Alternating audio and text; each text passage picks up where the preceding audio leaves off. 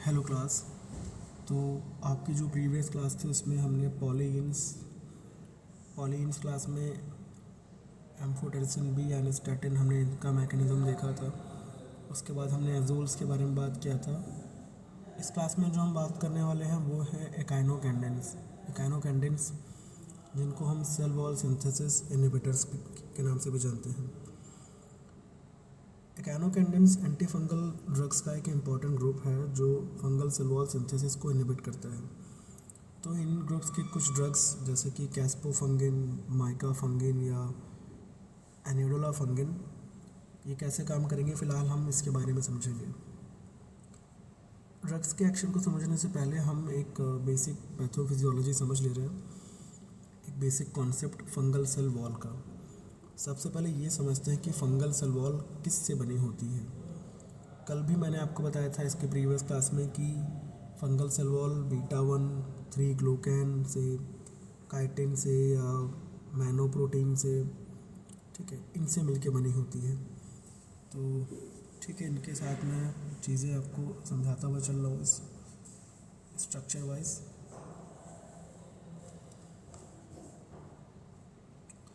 Okay, जैसा कि मैंने आपसे बताया कि जो हमारी फंगल सेल वॉल है इसके जो मेन कंपोनेंट्स हैं वो कौन से हैं।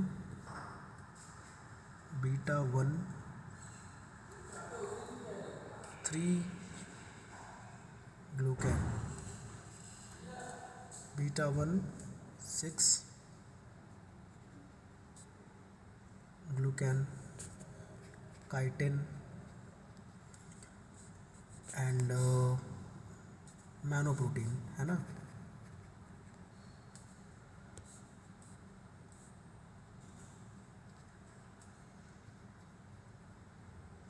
मैनोप्रोटीन्स, इनमें से ये जो है बीटा 1 3 ग्लूकैन, ये सेल वॉल का बहुत इम्पॉर्टेंट स्ट्रक्चरल कंपोनेंट है।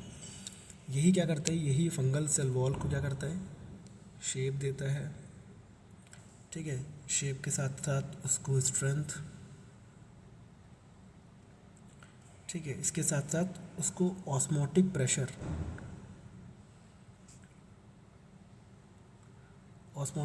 भी क्या करता है, उससे भी प्रोटेक्ट करता है।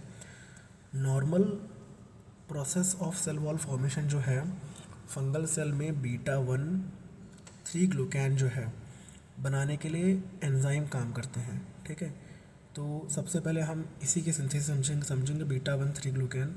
थोड़ा सा और आगे बढ़ेंगे, यहाँ से एक स्ट्रेट लाइन में करता हूँ। तो ये जो बीटा 1 3 ग्लूकैन सिंथेस एंजाइम है, कहाँ पे, सिंथेस एंजाइम, ठीक है। ये एंजाइम क्या करता है, ग्लूकोज मॉलिक्यूल्स को जोड़ता है। ठीक है, बाइंड्स ग्लूकोज मॉलिक्यूल्स। ठीक है, अब जब ग्लूकोज मॉलिक्यूल्स को बाइंड करता है, इससे क्या होगा, यहाँ पे बीटा 1 3 ग्लूकैन पॉलीमर यहाँ पे बनेगा। ठीक है, बीटा 1 3 ग्लूकैन पॉलीमर बनेगा और इसी पॉलीमर से एक स्ट्रॉन्ग फंगल सेल वॉल जो है ये बनती है। ठीक है, अब हमारी जो एकाइनोकेंडेंस है इनका मैकेनिज्म समझेंगे। हमारी ड्रग क्या करेगी, इसी फंगल सेल वॉल तक क्या करेगी, पहुंचती है। एकाइनोकेंडेंस फंगल सेल मेम्ब्रेन के पास पहुंचती है, फिर वो क्या करेगी, बीटा 1 3 ग्लूकैन सिंथेस, ये जो एंजाइम था बीटा 1 3 ग्लूकैन सिंथेस एंजाइम है, ठीक है, इस पे बाइंड करेगी और इसको इनहिबिट कर देगी। क्या करेगी, इसको बाइंड करेगी और इसको इनहिबिट करेगी। अब हमारी चाहे ड्रग वो कैस्पोफंगिन हो, चाहे माइकाफंगिन हो, चाहे एंडिडोलाफंगिन हो, ठीक है, जब इस पे बाइंड करेगी तो बीटा 1 3 ग्लूकैन सिंथेस एंजाइम को ब्लॉक करेगी। इससे क्या होगा, बीटा 1 3 ग्लूकैन बनना कम हो जाएगा या बंद हो जाएगा। ठीक है, जब बीटा ग्लूकैन सिंथेसिस कम होगी सेल वॉल कमज़ोर हो जाएगी, तो बीटा ग्लूकैन सिंथेसिस नहीं होती। और जो फंगल सेल वॉल है, ठीक है, ये जो बीटा 1,3 ग्लूकैन जो बन रहा था ये भी नहीं बनेगा, और फंगल सेल वॉल ये भी ओवरऑल आखिरी में प्रॉपरली फॉर्म नहीं हो पाती। इससे क्या होता है, जो सेल वॉल है, ठीक है, इससे क्या होगा, सेल वॉल ये वीक हो जाएगी, सेल वॉल वीक हो जाएगी, फिर क्या होगा, स्ट्रक्चरल स्टेबिलिटी इसकी ख़त्म हो जाएगी। और तीसरी चीज़ मैंने आपको बताया कि ये ऑस्मोटिक प्रेशर से भी इसको प्रोटेक्ट करता है। तो ऑस्मोटिक इंस्टेबिलिटी जो इसकी है, मतलब कि वीक सेल वॉल की वजह से फंगस अपने अंदर प्रेशर को कंट्रोल नहीं कर पाता, ठीक है।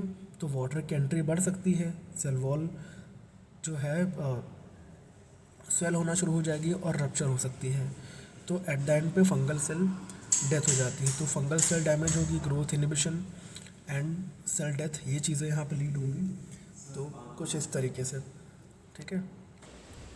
सो जो भी काइनोकैंडेंस है ये अब फंगिसाइडल हैं या फंगिस्टैटिक, अगर आप इस ऐसी बात करें, इन चीज़ों के बारे में सोचें, तो ये फंगस के टाइप पे डिपेंड करता है। अगर हम कैंडिडा के अगेंस्ट की बात करें तो जनरली फंगिसाइडल एक्टिविटी होगी, और वहीं पे अगर हम एस्परजिलस के अगेंस्ट बात करें तो मोस्टली ग्रोथ इनहिबिशन मींस फंगिस्टैटिक। तो सिलेक्टिव टॉक्सिसिटी क्यों होती है, क्योंकि ये बहुत इम्पॉर्टेंट कॉन्सेप्ट है। देखो ह्यूमन सेल्स में बीटा 1,3 ग्लूकैन नहीं होता, ठीक है। ह्यूमन सेल्स में ये जो बीटा 1,3 ग्लूकैन है ये नहीं होता, ठीक है। और फंगल सेल में बीटा 1,3 ग्लूकैन होता है, इसीलिए ड्रग फंगल सेल वॉल को टारगेट करती है, ह्यूमन सेल्स पे बहुत कम इफेक्ट करती है। तो क्लिनिकल यूज़ क्या है, इन्वेसिव कैंडिडियासिस में है ना, ब्लड स्ट्रीम कैंडिडा इन्फेक्शन है या डीप टिश्यू कैंडिडा इन्फेक्शन है, तो ये उसमें यूज़ होगी। एंड ईसोफेगल कैंडिडियासिस में यूज़ होगी, एस्परजिलस इन्फेक्शंस में यूज़ होगी, ठीक है। तो कैस्पोफंगन बहुत सीवियर कैंडिडा इन्फेक्शंस में यूज़ की जा सकती है। माइका फंगिन प्रोफाइलैक्सिस जो होती है ट्रांसप्लांट वाले पेशेंट्स में, उनमें यूज़ हो सकती है, वो कैंडिडा इन्फेक्शंस में तो है ही। खैर, तो ये रिलेटिवली हमारे कैंडिडा के लिए, ठीक है। नेक्स्ट जो हम बात करेंगे एकाइनोकैंडेंस के बाद में, अलाइल अमीन्स। अलाइल अमीन्स में जो टबीनाफाइन है, ये इसका मैकेनिज़्म कैसे होगा, अर्ली एर्गोस्ट्रॉल सिंथेसिस इनहिबिटर्स के तौर पे। अभी हम इसको समझते हैं। देखो अलाइल अमीन्स की अगर हम बात करते हैं, ठीक है, तो टर्बिनाफाइन या नेफ्टीफाइन, ठीक है, इसके अंदर ये जो दो ड्रग्स आती हैं, तो allyl amines anti fungal drugs का मैकेनिज़्म जो समझेंगे, इनमें दो अलग अलग ड्रग्स हैं। इनका जो मेन टारगेट भी है ये फंगल सेल मेम्ब्रेन होता है। क्या होता है, फंगल सेल मेम्ब्रेन, क्योंकि फंगल मेम्ब्रेन के लिए एर्गोस्ट्रॉल बहुत इंपॉर्टेंट है। अभी हमने कल इसके प्रीवियस चैप्टर में देखा था, ठीक है। फंगल सेल के लिए एर्गोस्ट्रॉल बहुत इम्पॉर्टेंट होता है। अब एर्गोस्ट्रॉल सिंथेसिस का एक बेसिक कॉन्सेप्ट मैं आपको बताऊं। यहाँ पे आप देख रहे हो, allylamine inhibit the enzyme squalene epoxidase which is involved in an early step of ergosterol biosynthesis, ठीक है। तो इतना समझो, बाकी मैं आपको इधर पे ब्लैंक पे बताने की कोशिश करूँगा कैसे काम करेगा। देखो एर्गोस्ट्रॉल क्या होता है, ये जो एर्गोस्ट्रॉल है, ठीक है, बेसिकली एर्गोस्ट्रॉल बनाने के लिए फंगस में कई सारे एंजाइमेटिक स्टेप्स होते हैं जो मैंने आपको पहले बताया। इनमें एक इम्पॉर्टेंट स्टेप होता है कौन सा, स्क्वालिन का।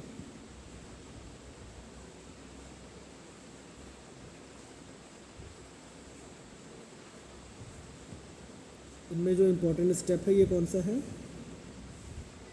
स्क्वालिन। ये जो स्क्वालिन है ये कन्वर्ट होता है किसमें,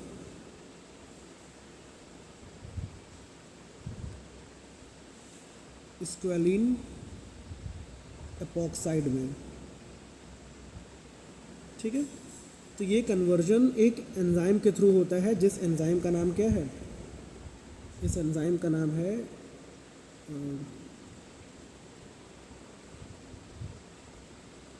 स्क्वालिन एपॉक्सीडेज एंजाइम, स्क्वालिन एपॉक्सीडेज एंजाइम। तो अब हमारी ड्रग क्या करेगी, अभी मैंने बताया इनहिबिट करती है इसी स्क्वालिन एपॉक्सीडेज एंजाइम को। ठीक है, एलाइलामिन का हम मैकेनिज्म समझेंगे। जब भी हमारी ड्रग फंगल सेल में एंटर करती है तो एलाइलामिन ड्रग्स फंगल सेल में पहुंच गई। जैसे कि मान लेते हैं टर्बिनाफाइन, चलो हम यहाँ से लेते हैं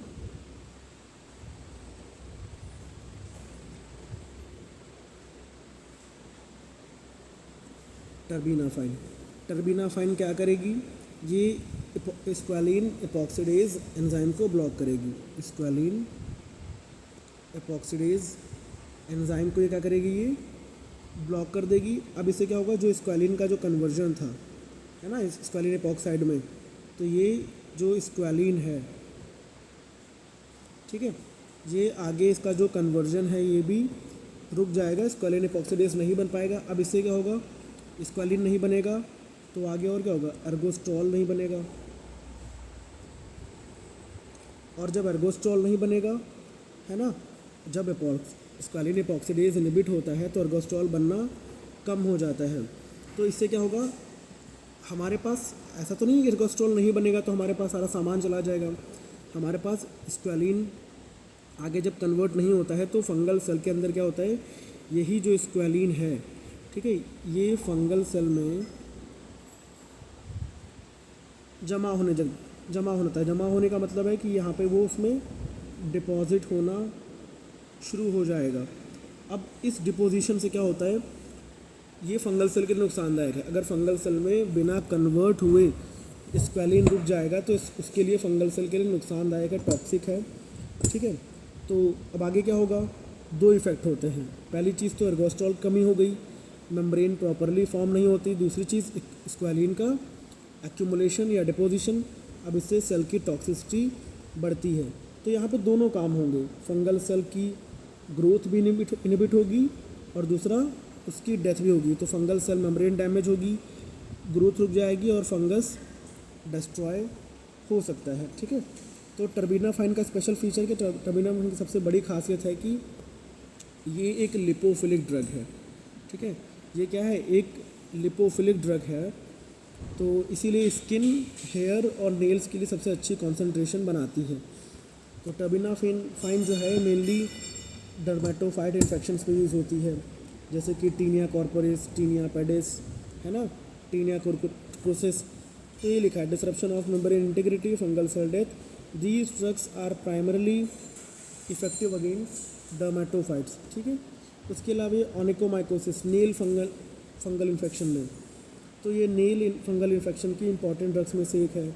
उसके बाद जो नेफ्टीफाइन है, इसी मैकेनिज़्म से काम करती है। तो जो टॉपिकल ट्रीटमेंट ऑफ स्किन है, ठीक है, फंगल इन्फेक्शन, उसमें अपना ये हेल्प करेगी। तो ओवरऑल हमारा ये भी होगा, एलाइलामीन्स जैसे टर्बिनाफाइन स्क्वालिन एपॉक्सीडेज एंजाइम को इनहिबिट करके एर्गोस्ट्रॉल सिंथेसिस को रोकती हैं और स्क्वालिन एक्यूमुलेशन के वजह से फंगल सेल मेम्ब्रेन को डैमेज करती हैं। अभी नेक्स्ट जो हम बात करेंगे ये है एंटी माइटोटिक एजेंट्स, जो माइटोसिस इनहिबिटर्स हैं, जैसे ग्रीसोफुल्विन। इनका मैकेनिज्म ऑफ एक्शन कैसे होगा या कैसे क्या काम करेंगी, देखिए। तो अब इसमें ग्रीसोफुल्विन दिखा रहा है, ठीक है। तो ग्रीसोफुल्विन ये एक एंटी फंगल, ये भी एंटीबायोटिक के तौर से है, जो स्पेशली डर्मेटोफाइट इन्फेक्शंस में यूज़ होती है, उनके ट्रीटमेंट में यूज़ होती है। तो फंगल बेसिक कॉन्सेप्ट पहले हम समझते हैं, fungal cell division. Cell division आपने पहले ही पढ़ा था, जिसको बोलते हैं क्या हम, माइटोसिस। ठीक है, तो अभी हम ये जो माइटोसिस की जो प्रोसेस है, ठीक है, अब हम इसकी बात करेंगे।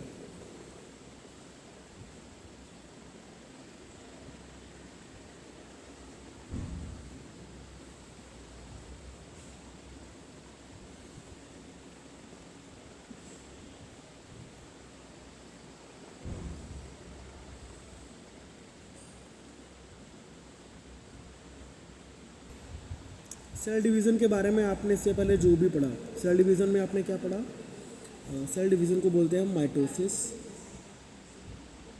ठीक है, 1 से 2, 2 से 4, है ना, और आगे से 4 से 8, और यही मल्टीप्लिकेशन होता है। तो माइटोसिस के दौरान क्या होता है कि क्रोमोसोम्स रेप्लिकेट करते हैं, ठीक है, न्यूक्लियर डिवीज़न होता है और नई फंगल सेल्स बनती हैं। इस प्रोसेस में एक इम्पॉर्टेंट स्ट्रक्चर होता है, ठीक है, इस प्रोसेस में एक इम्पॉर्टेंट स्ट्रक्चर्स होता है जिसको बोलते हैं हम माइक्रो ट्यूब्यूल्स, ठीक है, जो क्रोमोसोम को सही तरीके से सेपरेट करने में हेल्प करते हैं। इनका क्या नाम क्या है? Micro tubules. अब हम चलो ग्रेसियोफुल्विन का मैकेनिज्म समझते हैं, ठीक है। सबसे पहले क्या हुआ, ग्रेसियोफुल्विन हमने लिया, ये एब्जॉर्ब हुई और डिस्ट्रीब्यूट हुई, मतलब हमारे शरीर में एब्जॉर्ब होके हमारी कहाँ पे गई, स्किन, हेयर या फिर नेल्स। हमने मान लो किसी भी पर्पज़ के लिए इसको यूज़ किया। स्किन, हेयर और नेल्स में एक कॉमन चीज़ होती है जिसका नाम है क्या, केराटिन, ठीक है। केराटिन कंटेनिंग टिश्यूज़ में ये पहुंचेगी, ठीक है।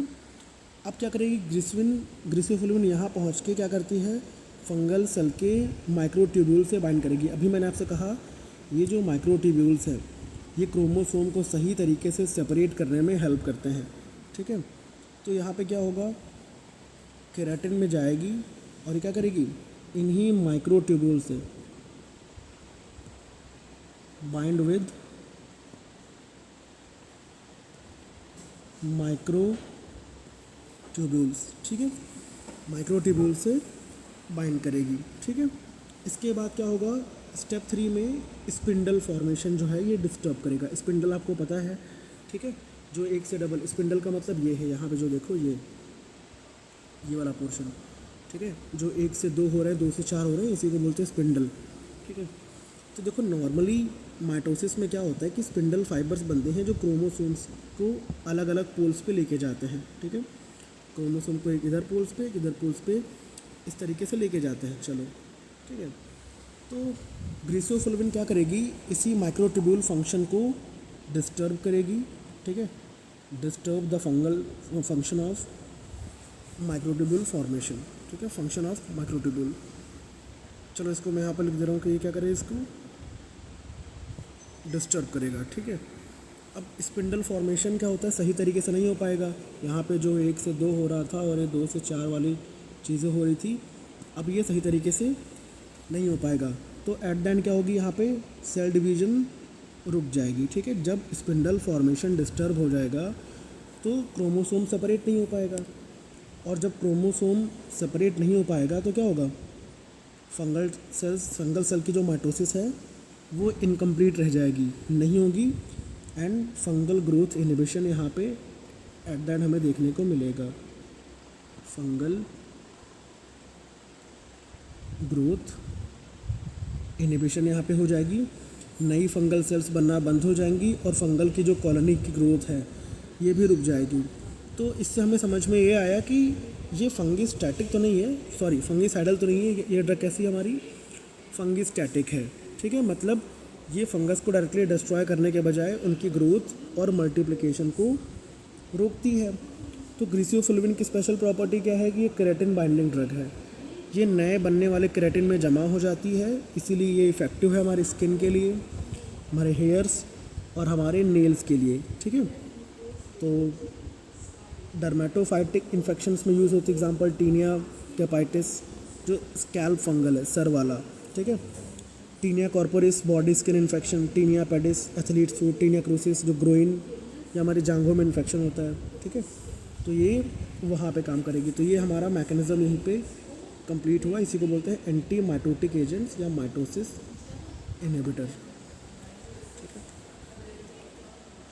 अभी इसमें जो हमारा नेक्स्ट है एंटी फंगल एंटीबायोटिक, जिसमें न्यूक्लिक एसिड सिंथेसिस इनहिबिटर्स में जैसे फ्लूसाइटोसिन ड्रग है, इसका मैकेनिज्म अब क्या होगा हम इसके बारे में बात करेंगे। देखिए यहाँ पर फ्लू साइटोसिन की पहली चीज़ मैंने आपको जब मैं क्लासिफिकेशन समझा रहा था, मैंने वहाँ भी आपको बताया था, इसका जो नाम हम बोलते हैं 5 फ्लूरोसाइटोसिन, 5F तरीके से हम इसको बोलते हैं। तो ये जो फ्लूसाइटोसिन है, ये एक anti metabolite anti fungal drug है। इसका मेन टारगेट होता है फंगल न्यूक्लिक एसिड सिंथेसिस, मतलब कि डीएनए और आरएनए की सिंथेसिस। ठीक है, इसका जो मेन साइट क्या है,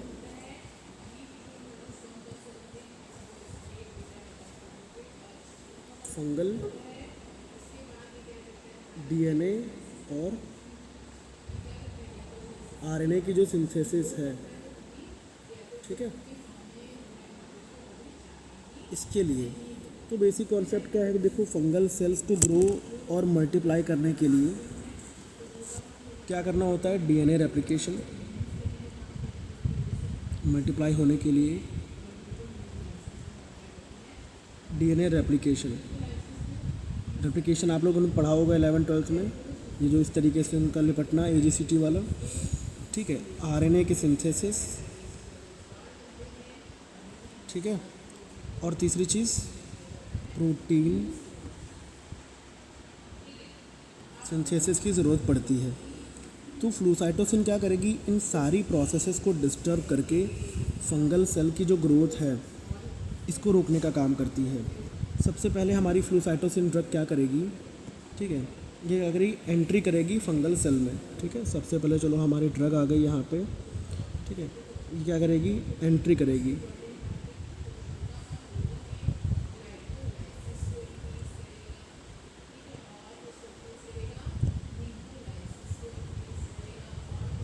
ठीक है, एंट्री इनटू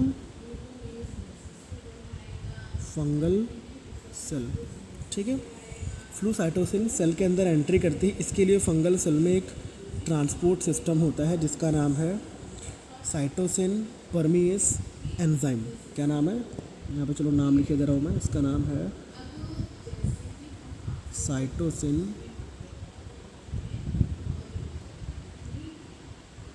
परमीएस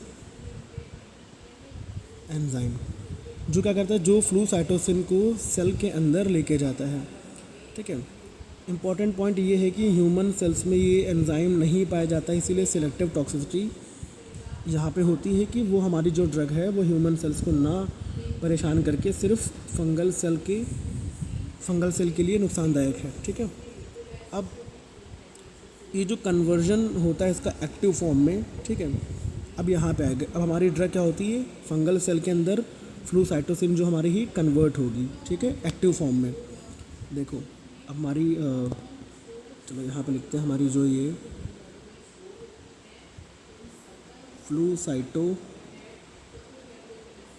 फ्लूसाइटोसिन जो है ये कन्वर्ट हो किस में, 5FU, 5 फ्लूरो यूरासिल।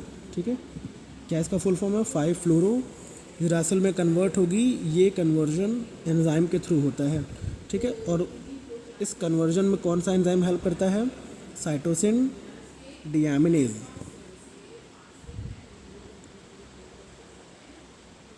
साइटोसिन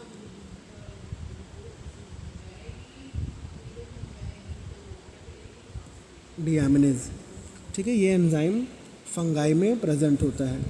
ठीक है, तीसरी चीज़ इनहिबिशन ऑफ डीएनए सिंथेसिस। अब 5 फ्लोरोसिल आगे कन्वर्ट होकर ये इसकी प्रेजेंस में 5 फ्लोरोसिल आगे कन्वर्ट हो क्या बनेगा, 5FUMP। इसका फुल फॉर्म क्या है, 5FUMP का 5 फ्लूरो यूरिडीन मोनोफॉस्फेट। ठीक है, 5 फ्लोरोयूरिडीन मोनोफॉस्फेट बनता है और ये नॉर्मल डीएनए फॉर्मेशन में इंटरफेयर करता है। ये क्या करेगा, डीएनए फॉर्मेशन में इंटरफेयर करेगा। अब रिजल्टेंट क्या होगा, डीएनए जो अब इंटरफेयर हो गया ना, तो डीएनए नॉर्मल तो बनेगा नहीं। अब यहाँ पे क्या होगा, एबनॉर्मल डीएनए फॉर्मेशन होगा और प्रोटीन सिंथेसिस यहाँ पे डिस्टर्ब हो जाएगी। अब जब यहाँ पे देख रहे हैं 5-फ्लोरोसिल का एक और एक्टिव मेटाबोलाइट बनता है यहाँ पे, ठीक है। अभी तो डीएनए का जो फॉर्मेशन ये डिस्टर्ब हुआ, एक और चीज़ यहीं पे हमारी शुरू होगी। इसमें क्या होता है, इनिबिशन ऑफ डीएनए सिंथेसिस। 5-फ्लोरोयूरासिल एक और इसका एक्टिव मेटाबोलाइट है जिसमें ये बनता है। अभी हमने देखा 5 क्या बना था यहाँ पे, 5-FUMP 5-फ्लोरोयूरिडीन मोनोफॉस्फेट।